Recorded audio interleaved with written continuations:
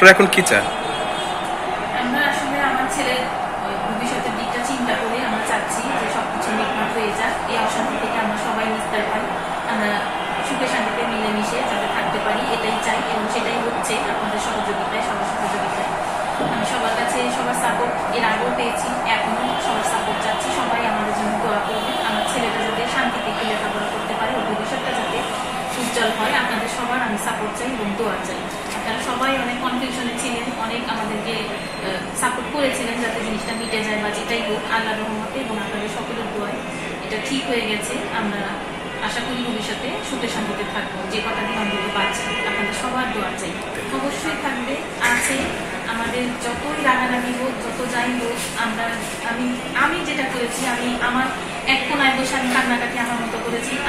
আমার ধারণা এতদিন ওর সাথে সংসার করার পর যতটুকু বুঝেছি, নিশ্চয়ই ও কান্নাকাটি করেছে। কোথাও না কোথাও আমাদের একটা না একটা সফট কর্নার আছে, যার জন্য আমাদের সংসারের বয়স আজকে 20 বছর এবং শেষ পর্যন্ত আমরা থাকতে চাই, অবশ্যই আছে।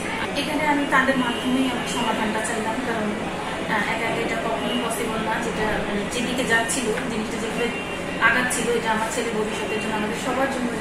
আসলে আমরা সবাই কিন্তু শারীরিকভাবে, দুজনেই আর কি, শারীরিকভাবে মানসিকভাবে অনেক অসুস্থ। আমরা বাঁচবই কয়েকদিন, যার জন্য আমার এখানে আজকে আসা, স্যারদের মাধ্যমে আমার সমাধানটা চাওয়া, এবং আমি পেয়েছি, আমি সন্তুষ্ট। কিডনি ডিসিজ অবশ্যই এটা বড় জিনিস, এটা অনেক বড় একটা ব্যাপার।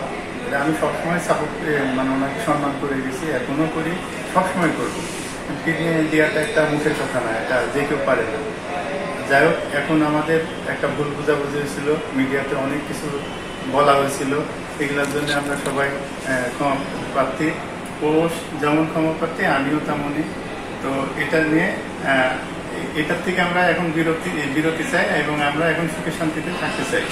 আমার ছেলেটার ভবিষ্যৎ নিয়ে আমরা আরো বেশি চিন্তা ভাবনা করি যে আমাদের এগুলো করা উচিত হয়নি, আমরা যা করছি এটা করা ওটা উচিত হয় নাই। সেও চিন্তা করছে, এটা আমিও চিন্তা করছি। বলতে চাই যে হ্যাঁ, আমরা এখন সুখে শান্তিতে যেন বাকি জীবনটা কাটিয়ে দিতে পারি, এটাই সবার কাছে আমাদের এই আর কি। না, এটা মামলা হয়তো অনেকেরই জীবনে আছে, অনেকের আমারও থাকতো, এতদিনও আমি চালাইছি, আমি কোনোদিন মামলা উঠে নেওয়ার জন্য কিছু বলি নাই। মামলা করবেন, ছেলেদের মামলা হয়, মামলার জন্য আমি কিছু না।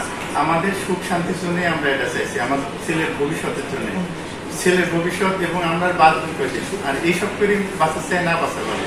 এজন্য আমরা দুজনেই মন থেকে দুজনকে ভালোবাসি। ও যেমন আমাকে ভালোবাসে, আমিও ওকে ভালোবাসি, নাহলে এই জিনিসটা হতো না, এখনো হতো না। আর মাঝখানে স্যার অনেক উপকার করছে, স্যার এটা মীমাংসা করছে, স্যারকে অনেক ধন্যবাদ। এটা আসলে হ্যাঁ, সম্পূর্ণ ভুল বোঝাবুঝি ছিল আমাদের, আমরা আসলে দূরে ছিলাম, যার জন্য জিনিসটা আমরা ক্লিয়ার হতে পারিনি। আজকে ক্লিয়ার নিলাম যে হ্যাঁ, এটা সম্পূর্ণ একটা ভুল বোঝাবুঝি ছিল। কি ভুল বোঝাবুঝি ছিল, কোনটা? এটা এই যে একটা সম্পর্কের ব্যাপারটা, পরকীয়ার ব্যাপারটা, এইগুলো সম্পর্কে ভুল বোঝাবুঝি ছিল। আমিও একই কথা বলি, যেগুলো একটা ভুল বোঝাবুঝি ছিল।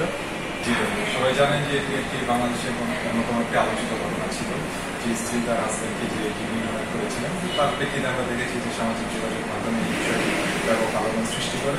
তো তাদের মধ্যে আসলে দুটি মামলা ছিল, ফৌজদারি দুটি মামলা। সেই মামলাটি আসলে আপোষযোগ্য।